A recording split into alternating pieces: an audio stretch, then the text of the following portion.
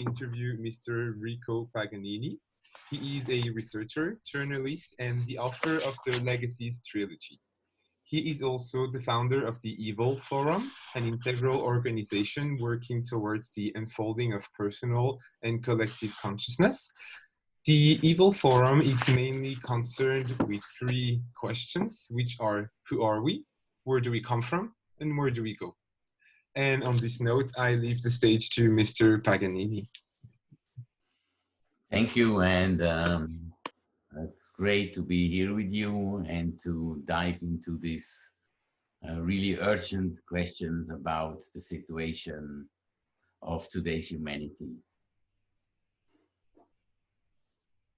And so I would like to start on the points that we were talking about, like the first starting with the kind of opportunities also out of this current global crisis. And from my point of view, the opportunities, they arise when we use this, let's say, free time for ourselves by pausing, calming, and coming to rest in our lives, in our thoughts, and also in our souls. Prayer and meditation are always very helpful, therefore. And also by asking ourselves questions about the meaning and use of this kind of Western life system that also makes finally possible that a virus like this can spread and that a shutdown happens. And so it's also by asking ourselves questions about the meaning of life finally and how we actually want to live ourselves.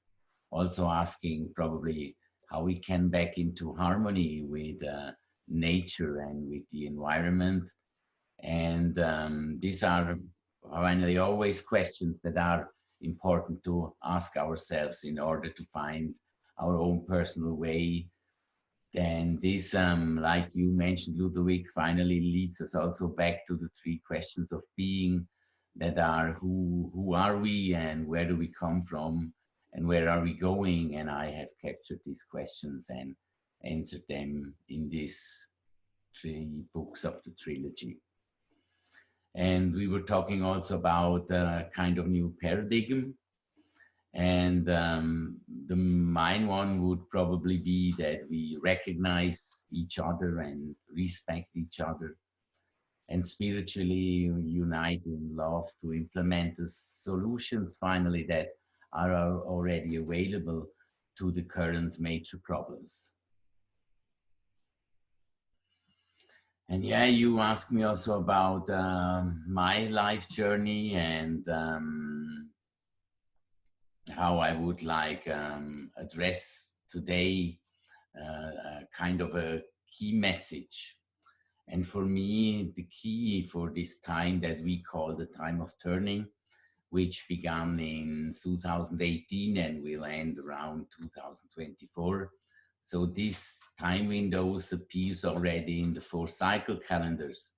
A lot of people know already the Mayan calendar, but there are 4 also: the Vedic, the astronomical calendar, and the Great Pyramid calendar. And they all have an outer circle of 26,000 years and are based on the galactic conjunction that, according to NASA research, this is the cycle in which our solar system once orbit around the central sun in the Pleiades constellation within our galaxy. And so when one cycle ends and a new begins, a lot of things happen on Earth and everything seems kind of to get out of control, just as we can observe in nearly all areas of social life and economy in the last 20 years. So this time holds really great opportunities and possibilities, but also a lot of manipulation and destruction if we don't stop also our destructive lifestyle and environmental degradation. And the key, like already said, is always the love and the respect for ourselves and for our fellow human beings, also for the animal, plants, and really all of nature.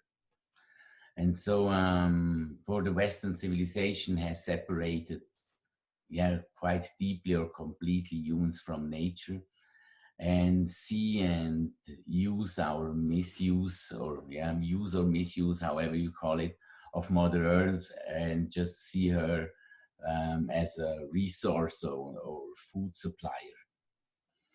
And for me, it is now about connecting and experiencing what we call the old and the new knowledge, to bring them together, as we must reflect on what we actually are, or finally ever have been, because we are light beings from the divine creation who respect and protect and preserve the earth and the life on it. This should be our task. But yeah, we have been doing quite exactly the opposite for the last 200 years since the Industrial Revolution, and we should now stop, take stock, and then realign our systems in all fields of human life. And to do this, for me, it's the most important that we really recognize ourselves and our potential. So for humanity as a whole, only changes in the individual human beings change humanity in the mass consciousness. So therefore, I have written also the vision, the manifesto, and the 7 steps for this time of turning, that anyone can quite easily understand and apply. Yeah. What were the other questions? Also about the life journey. Yeah, I grew up in Chur in the Swiss mountains. I graduated from the Swiss Hotel Touristic and Management School after my commercial education. Then I switched quite out and made some years music and worked at radios, in music magazine. And after that, I developed teaching materials for the choice of professions and built them up in Switzerland, Germany, and Austria. This is kind of educational work.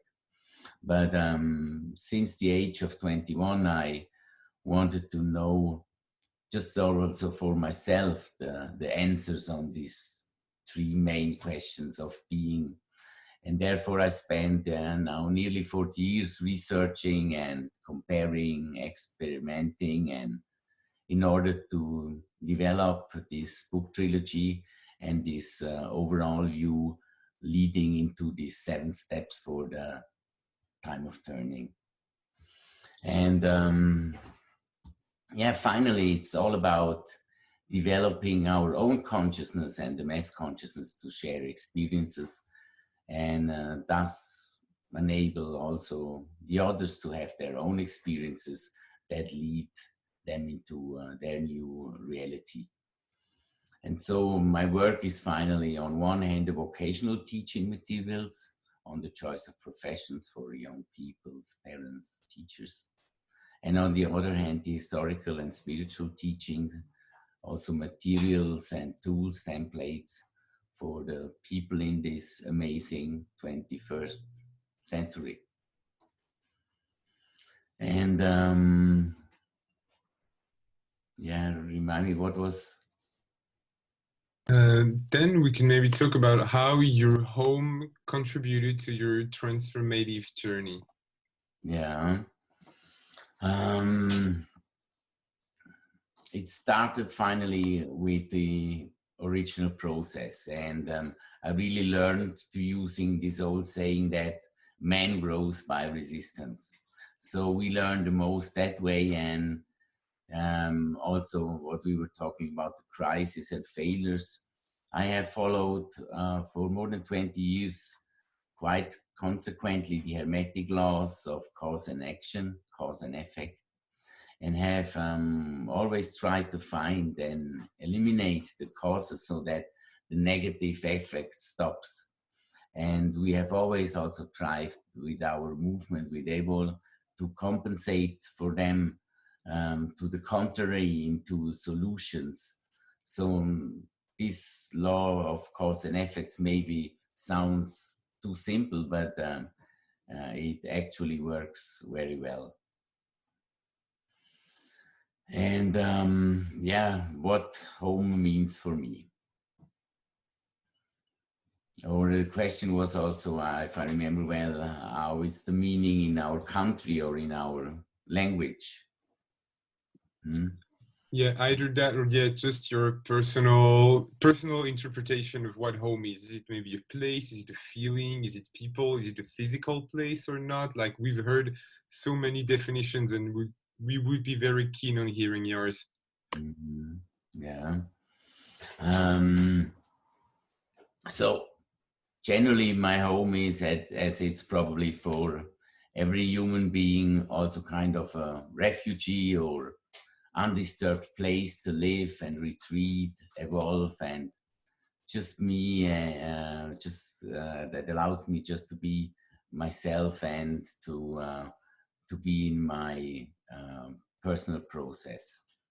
Very important for me about home is also the nature and the garden around the house, because for me this connection is really important.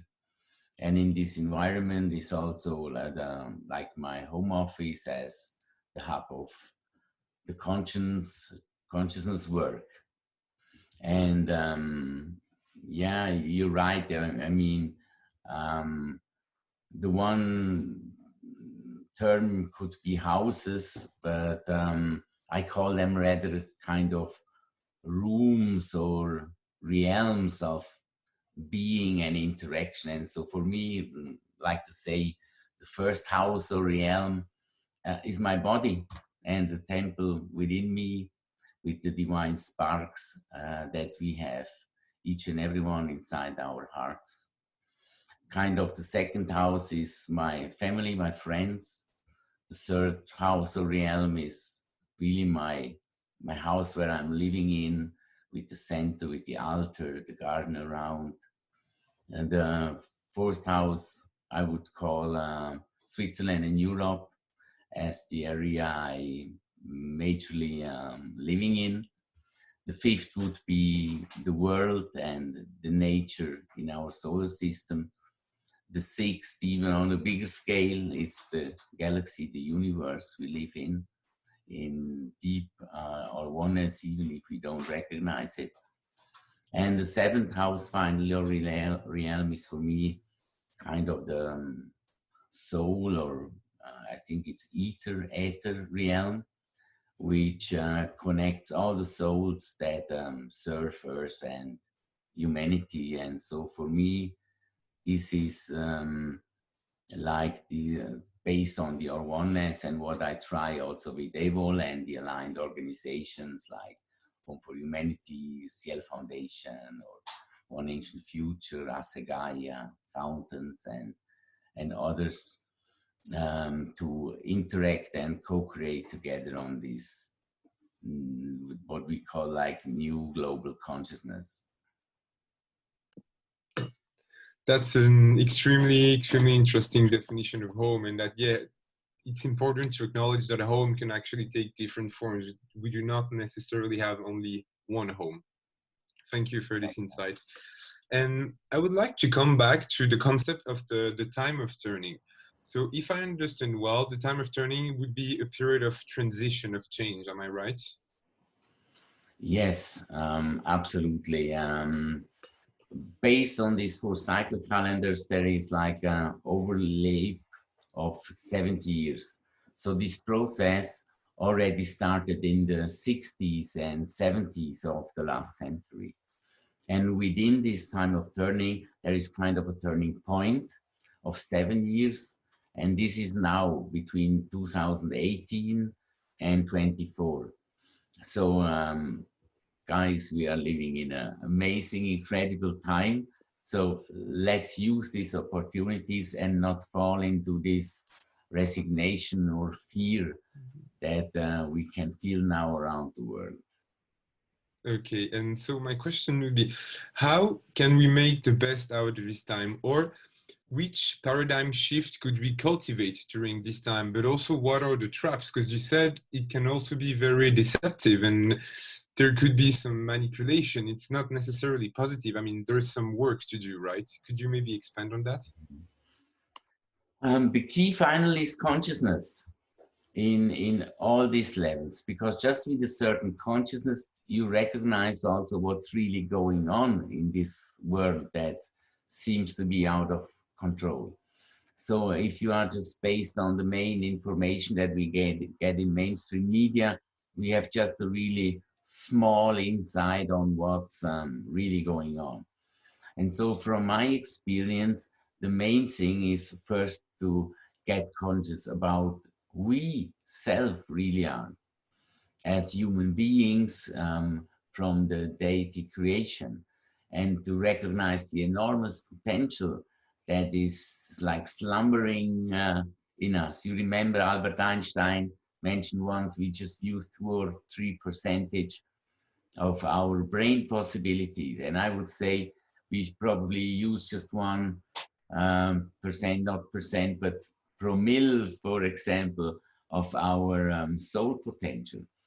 And as long as we don't recognize this matrix in ourselves, which is really amazing, based on the so-called Merkaba, um, until then we cannot really have the full picture on all what is surrounding us. So for me, the first step is like to recognize ourselves and then to walk the path of our own experience. And that's what we try to support with background information and practical tools so that people can do this process by themselves. But it finally starts always with a certain base of consciousness, of knowledge, and then to start to act and really walk this own path. It's nothing that you can have just get a theory or an information and then you know it or it happens. It's really a personal process. And as many or as more individual humans are walking this path of their own experience, this changes the mass consciousness, because the mass consciousness is just a summary of the consciousness of all the individuals. So if you want this to reach this so many times called in or asked in today's time, this mass consciousness in another way of seeing things and behaving and like living together, it always starts in the personal process. So that's why we try to give and deliver, especially also to the young generation, this background information and these tools to get into their own experience. Because if you don't have your own experience, you know it for yourself. People tell you things like in these interviews, and you can believe it or not. But if you go once for yourself into this process, and then you have the same experience, it's not anymore about belief, because then you know it because you have your own experience. So this is key for us also. So yeah, to take the mass consciousness to the next level, you said that actions have to be enacted on a personal, individual level. But so which steps could, for example, Stephanie and I follow to really engage in this process and start the journey? I mean, maybe we're already on the journey, but how can we pursue it in a meaningful way that will indeed take the mass human consciousness to a superior level of understanding? I just switch shortly into the 7 steps. So I just tell you these ones because this gives the best overview.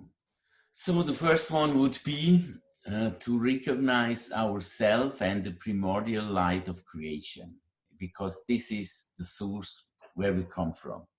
The second is to unfold your potential. The third, to experience love as the key for everything, finally. The fourth is to join the community of the souls. The fifth, to discover the old vision in a completely new way. This is what also Rama and Alexander and me talk a lot about, bringing together this old and the new knowledge. The 6th is to create your own new reality. And the 7th is to arise together in this time of turning. And for each one, there is always like a part of information and a part of the practical steps to bring this into your daily life. Yeah, the journey ahead seems fascinating, but also not an easy one. But thank you very much for sharing this step. I think it's immensely valuable for us. Maybe it sounds like Ludovic, but you will not know how easy it probably is until you're not trying it out. Because I really tell you, it's much easier than you expect. Okay, I mean, maybe I've already started. I'm not sure. I hope I have, and otherwise I have to get back. I have to start it very soon. Do you have? I'm sure Stephanie has a lot of questions. I'm gonna let her jump back in. I would like to, rebound on that, because, well, you said it's easy, but I feel like I'm also quite on the path for a couple of years now, and I always struggle, I guess, with the second step, like the evolving. How did you mention evolving, right? Your skills, like to unfold your potential. Unfold was the word. Unfold your potential. But I often feel like I'm struggling with that. Do you maybe, out of your own journey, how did you unfold your potential? Could you maybe, especially in crisis situation like these, often people find a trigger there to do this. Do you maybe have an own story of where you were able to do that, like really getting from a breakdown to a breakthrough? Yeah, several ones. And like I also mentioned before, we try always to solve it based on this hermetical law of cause and reaction. And the main thing first is that you always see what was the chain element before, like of cause and reaction. So you find the cause, and then you see, oh, this cause was also a reaction, and you go back and back and back until you have really the first cause, because if you solve this, all the others will disappear. And about the potential, first, and this is also a part of these 7 steps, to unfold your potential, first you need to reflect. And this is in a process, because we cannot evolve our potential if we don't know it first.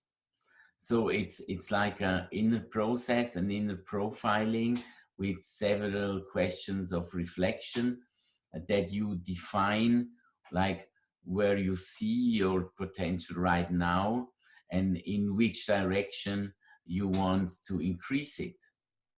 So, and if you bring these 3 points together, then it's quite easy. But a lot of people just say, if you just say, I will evolve my or raise my potential, and you don't know exactly what it's meant, because potential is also a combination of different aspects within ourselves, and you have first to reflect them. And if you know them, it will be much easier to go into this process, because then you're working on different topics. And another urgent point is to stay tuned and to bring this into your daily process, because if you do it just once and then you forget it for several months, and then maybe you remember, oh yeah, I was thinking about or have started there. So it's really to bring it into an ongoing process. And this needs a little bit of self-discipline.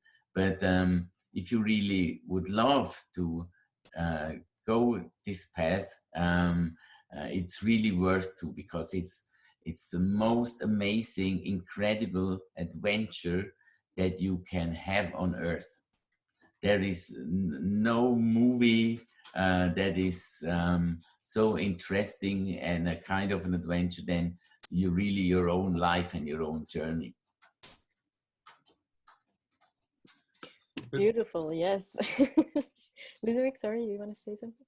Yeah, just rebound on that. But what if you're stuck. Because to be very honest with you, a couple months ago, I started really meditating, trying to raise my consciousness, to unfold my potential, to raise the frequency of my energies. But since that corona, all that crisis, I feel terribly stuck, to be honest. And I mean, I haven't meditated in almost a month. And I feel that I'm stuck on the journey and that I'm even going backwards. So what could be done in such situations? Mm. It depends if your view is really right, the right one.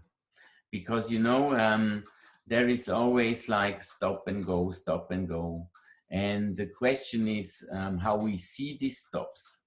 If we see them as a problem or as like the end of a process, or if we see it like as a part of the process. And also there, for example, you were in quite a good mood, and then happened this incredible virus hoax, like I call it, all over the world. And the first thing that I would propose is that you reflect deeply for yourself. What was the point or the information or the situation or the feeling that like brought me out of the process? What is really the point that stucks me to go to find this original cause? And then just to focus on this and bringing in like into another view, because there are always two sides.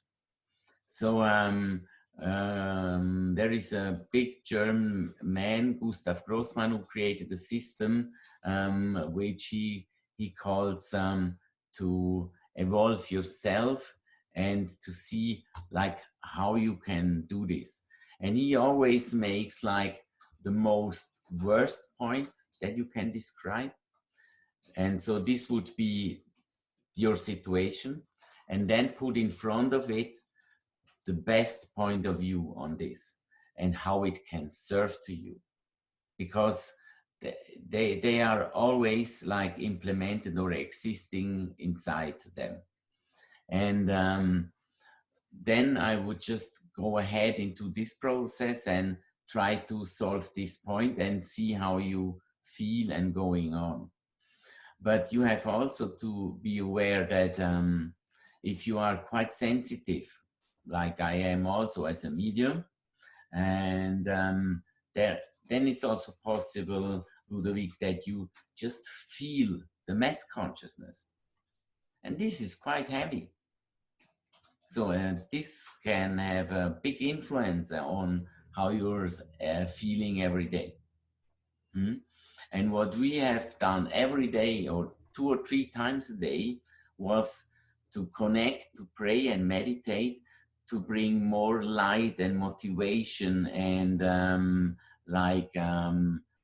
faith into the mass consciousness, like to rebalancing it. And while we were doing this, this happens always also in ourselves. So the need is now for a real positive aspect, because whatever happens on earth, you are a primordial soul on your way with your own experiences. And now you're making this experience also with the virus, not more, not less. But don't give it like too much value. I mean, what I tried, what helped me is always to wie sagt man relativieren, to what means in English relativieren? Relativieren. I mean, I have the exact word in French. To give the relation, you know, you can say, oh, this virus was the worst thing ever happened on earth. It never was like this before. It will kill so many people. And if you just see it isolated. But if you put on the other side, the other point of view, you can also say, okay, we have every year in winter a virus going around the world. Sometimes die more, sometimes die less, but normally are dying the old people or the people that are already sick. And for example, we have now about, I think in Switzerland, 1,600, 1,800 deaths caused by the coronavirus. And you can put this in relation and say, in, I guess it was winter 15, 16, we have more than 2,500 deaths in Switzerland cause of the yearly virus. So we are not even arrived there at this point. And when this happened, nobody was talking about, even you had just small notes in the newspaper saying this year died more people on the yearly virus. And the coronavirus now, it's a SARS-based virus, like the ones that we have in the last 4 years. So it's nothing new. And it's also not new that the viruses change some of their influences or missing the word again, their action. So I'd always try to see things from different points of view, and this to have like a more general view, or like an observing view. If you look about quantum physics, to be the observer of yourself, of your feelings and thoughts, and to be the observer on what's going on in the realm or in the house around you. And this is Earth right now. So, and then if you bring this in certain relation, the influence disappears immediately. This makes sense? Yes, very much. I'm just silent for a moment because I'm trying to write, and like, I mean, I know I have the recording, but I'm trying to write some key points. Yeah. But yeah, I think so. Yeah, the key would be to put things into perspective, to look at it from an objective standpoint, and like not, as you said, like dramatize. Because I definitely agree. Some like each year the flu kills thousands of people in Switzerland, and even more in all Europe and in the world, and we need to put the coronavirus into perspective with what happened before. But because of course, as a standalone event, it's terrorizing the way we are speaking about it, but put in context and relative to other things, it's sure it becomes more, something easier to deal with. And it's, I mean, it has also many kind of good effects. If you, for example, if you look at from the view of nature, the pollution, it's less, the air, it's better. So there are always also positive aspects. And we started there at the interview when I mentioned that we should use this time of less work, or I mean, for myself, I have not less work. But many people have, you know, they don't go to work or in school, and now it depends if they just go back in their homes and being afraid, or if they go in their houses and just make things like TV or computer games or others to not think on what's going on, or if you use this time to make reflections about yourself, your life, and what's going on Earth, and raise your consciousness therefore. Yeah, absolutely. Using this time wisely is key, and I've been blaming myself for not doing it enough since I felt stuck. But yeah, thank you very much for this insight. I think they're very helpful, and I'm sure they're going to help the future audience very, very much as well. And so my next question, which is very much in line with everything we've discussed so far, is that during all our discussion, we talked very much about reflecting on ourselves and tuning in into our inner world. And so my question is, how can the modern man, like the Western man, as you described it, one that is very much disconnected from nature and from himself, tune in, first stop following distraction in order to tune in into his or her own inner world, inner temple? I would see it the opposite, because if they first are in their inner temple, they are not able anymore to be destructive. It's also like cause and action again. I mean, the first is if you want to reconnect with nature, go out in nature. Hmm? It has not that we have to live there, but just to making, for example, a walk every day in nature, or in the weekend to spend 2 or 3 hours of the weekend in nature, and to be there and see the beauty of it, and to recognize how everything is alive. I mean, it starts with the mineral realms. It's scientifically proven. I mean, stones have an energy. Plants, living beings, animals, all this beauty of nature and these landscapes, and to recognize that we as a living being are part of these holistic realms with all these different kind of life. And if you recognize really that you are a divine being inside this wonderful creation, you will feel better yourself, and you will automatically, if you recognize all this surrounding beautiful life, you will raise your consciousness also and not act anymore in this destructive way. I mean, if you recognize the sacred in a plant or in an animal, you cannot kill them anymore or just destroy them just for nothing. So that's what I also meant in the second part of the answer, that if we really recognize what we are in, and in what a wonderful universe we are living, you start automatically to act in another way. So contemplation would actually be a key part of the process. Just observe, realize, and reflect. Exactly. Yeah, And it's so interesting and amazing.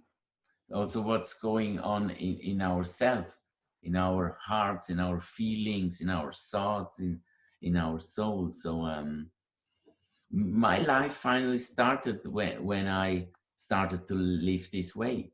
It's like a rebirth. Yeah, I think that as soon as we hang up, I'm gonna take my car and drive towards the mountain and countryside. Yes, I For could real. one more. Great. You That's, see, the mass consciousness always is raising. yeah, I mean, that's the whole truth. I'm definitely gonna do that. I have my car envisioned right now, and Yeah. I mean, we have all the time in the world now, but once we're done, I'm gonna go drive towards the mountain. Mm. Would you like to jump in? And you will see, maybe you find even a way without driving to go into nature. Yeah, that would be perfect. I mean, just like where I am, there is nature, but if I just take the car for like 15 minutes, I can really be in full nature and like not hear any other cars or like building or anything, you know, like it's really true nature, if I may say so. Oh, then it's worth it. It's worth the 15 minutes drive for sure. Dive in, huh? And then next week, Stephanie and me will make an interview with you about your experience. Of course. Great. Talking about being embedded in nature, I would like to sort of direct this discussion to Home for Humanity again, the initiators of this interview.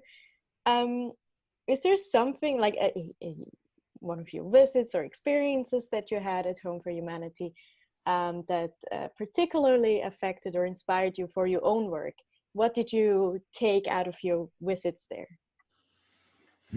Yeah, I mean, I love Ram and Alexander, as you probably also do. And we developed very similar goals and solutions they have done with Home for Humanity, as we did with Evol. Evol, which says mirror it like love, as we call it Evol, or the love movement. Therefore, we could exchange really valuable experiences and learn a lot from each other. And yeah, Home for Humanity also shows ways into a new collective consciousness and into new ways of human life. So yeah, we are very aligned. So we continue there at the Humanity Charter or the Home for Humanity Manifesto, which is wonderful. And I suggest each and everyone who listens to this interview to read this, because the first point about the universe is a single family.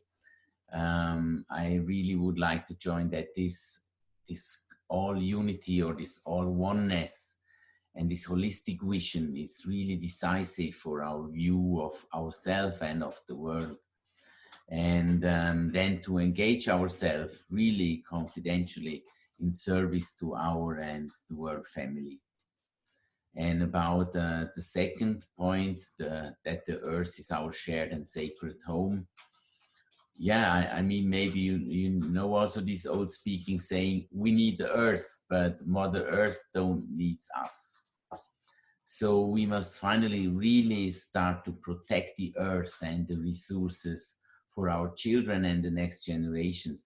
And we must finally share all the gifts and goods from Mother Earth in a, really justly among humanity.